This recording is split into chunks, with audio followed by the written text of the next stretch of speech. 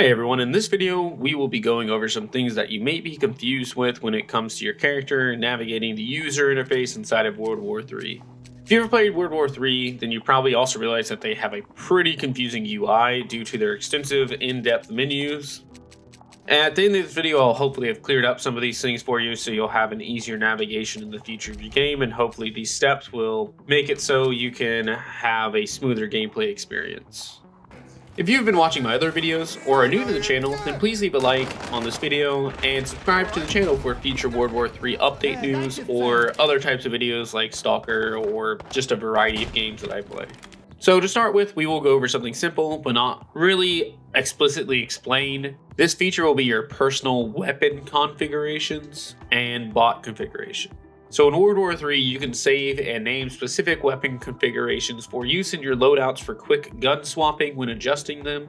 To see these configs, you just need to go into the weapon selection tabs, then hover over the gun you want to use, then select the configurations option.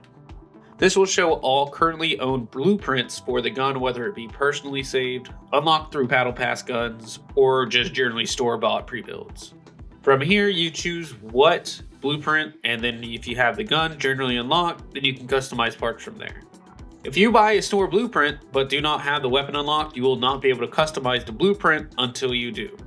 If you do have it unlocked, then you can adjust the store blueprint and save a new blueprint for how you want it set up. You'll just have to change the parts to how you want them after choosing the blueprint, and then just save it as whatever name you want it to be, and it'll be saved inside of your configurations for later. To do this, you will first need to customize the weapon of your choosing, whether it be a store config or just a base gun. Then you will click on the Save Custom Config button or just hit left shift.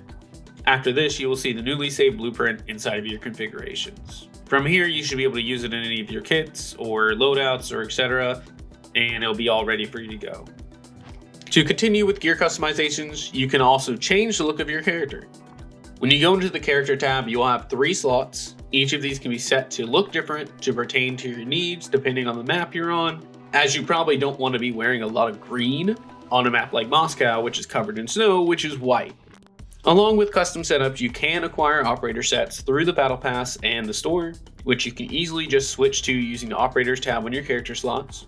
Any gear or clothes on operators you purchase or unlock will be able to be used in any of your custom character setups as well, so keep this in mind when buying operators, that you can use any of the clothing or helmets or goggles or gloves or etc. that the operator's wearing for any of your custom setups. So you can mix and match those parts from the operator or clothing from an operator, so you can make it so each of your character slots are attuned to exactly how you want them to be.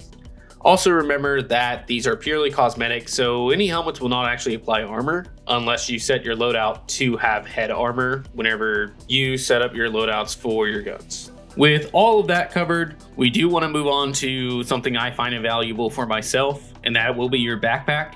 In World War III, you have a tactical backpack that can carry sights, muzzle parts, underbarrel launchers, and a gadget as well, which will usually swap out for your grenade slot. Unlike the weapons and clothing, these will have to be adjusted for every loadout. But once you set them up and have more parts unlocked, it can be an invaluable asset because you can use the parts in your backpack to modify your weapons mid-game or mid-match. To do this, you will press I while inside of the game or match, and it will bring up your backpack navigation menu. From here, you can attach parts from your backpack to your gun or change your grenade to the gadget in your backpack. This is very useful, especially once you unlock the backpack suppressors, as you can attach more parts to your gun in loadouts, seeing as you can attach the backpack suppressor instead of using the weapon slot to do so. Along with this, you can get a canted or 4x scope much earlier in your backpack than you will through weapon levels. So for these reasons, you will want to make sure that you take time to set up all your backpacks so you can properly and fully use them for each of your games. So stepping away from customization and your loadouts, another thing you'll want to make sure to check when you're making loadouts and everything else before you go into matches or start your games is that you'll want to check what your challenges and masteries are at. These will be under your career tab, so unless you check here, you may not be aware that you even have them. Challenges are good to keep an eye on as they do refresh daily and weekly, so you will want to keep up with them so you can max out your XP game when playing. Mastery applies to strikes and weapons, similar to how COD does. So it is good to know what loadouts you're planning to use so you can focus on the challenges or mastery goals available for you when you're using them.